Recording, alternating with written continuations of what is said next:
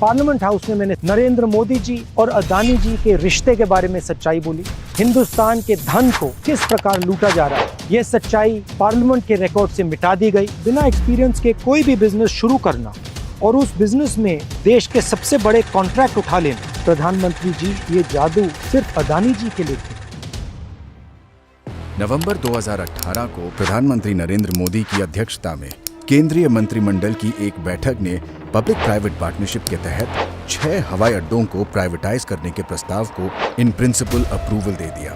फरवरी 2019 में सरकार के नजदीकी अडानी समूह को पीपीपी मॉडल के तहत लखनऊ, तिरुवनंतपुरम, जयपुर, अहमदाबाद, मैंगलोर और गुवाहाटी में 6 हवाई अड्डों के विकास, संचालन और रखरखाव का कॉन्ट्रैक्ट मिल गया। ये खबर ध्यान देने वाली इसीलिए है क्योंकि अडानी समूह के पास हवाई अड्डों के संचालन या प्रबंधन का कोई पिछला अनुभव था ही नहीं। ये कहानी मित्रकाल के कब्जे राज की है।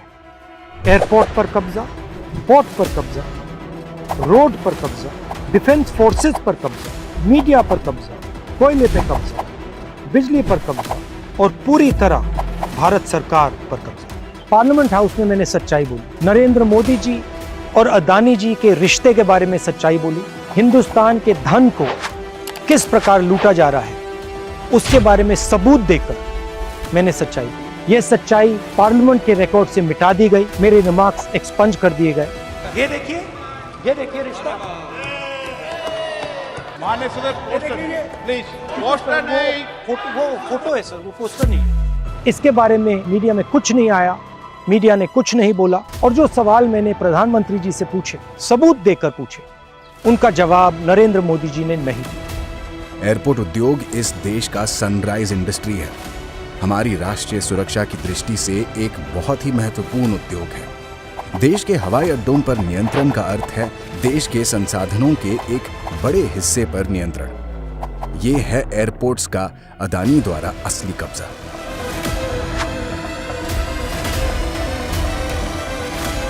यूपीए सरकार के लिए हवाई अड्डों के निजीकरण का विचार उनके बुनियादी ढांचे और सेवाओं में सुधार के लिए निजी निवेश लाना था, जिससे यात्रियों को बेहतर यात्रा का अनुभव मिले। मैं बिजनेस के खिलाफ नहीं हूं, मैं प्रो बिजनेस हूं, मगर मैं मोनोपोली के खिलाफ हूं और मैं जादू के खिलाफ हूं। कौन सा जादू? 609 से 2 का जादू, 4 से 14 का जादू, 0 से 6 का जादू। वो कहते हैं ना, हर किसी को मुकम्मल जहां नहीं मिलता, ये प्रधानमंत्री के फेवरेट मित्र पर लागू नहीं होता। उन्हें जमीन, समुद्र, आसमां सब कुछ है मिलता। एक व्यक्ति जिसने एयरपोर्ट कभी नहीं चलाया, जो एयरपोर्ट बिजनेस को समझता ही नहीं है, उसको हिंदुस्तान के सबसे प्रॉफिटेबल एयरपोर्ट पकड़ा दिए गए। सरकार झुक गई और अडानी समूह के पक्ष में नियम बदल दिए गए। कॉन्ट्रैक्ट के लिए बोली लगाने से पहले और बोली लगाने के बाद हवाई अड्डा क्षेत्र में पूर्व अनुभव की आवश्यकता को खत्म कर दिया गया। दूसरा सवाल, एक ही व्यक्ति को 6 एयरपोर्ट्स क्यों दिए गए? नियम था कि एक व्यक्ति को ज्यादा से ज्यादा 2 एयरपोर्ट दिए जाए। ये 6 हवाई अड्डा विकास परियोजनाएं हाईली कैपिटल इंटेंसिव हैं और इसमें प्रोजेक्ट फेलियर्स होने की संभावनाएं भी हैं। और यदि कोई परियोजना विफल होती है तो विफल परियोजनाओं को लेने के लिए अन्य सक्षम बोलीदाता उपलब्ध होने चाहिए। एक और सवाल, जब यह निर्णय लिया गया, airport authority of India, unions, finance ministry और नीति आयोग सब ने ऑब्जेक्ट किया और कहा कि यह निर्णय गलत है। इनके ऑब्जेक्शन को किसने ओवरटर्न किया और क्यों? जो कंसेशन 30 साल का था उसे 50 साल का क्यों किया गया? और जो रेवेन्यू मॉडल था उसको क्यों बदला और किसने बदला? आखिरी जादू, मुंबई एयरपोर्ट, हिंदुस्तान के एयरपोर्ट्स के सोने की चिड़िया।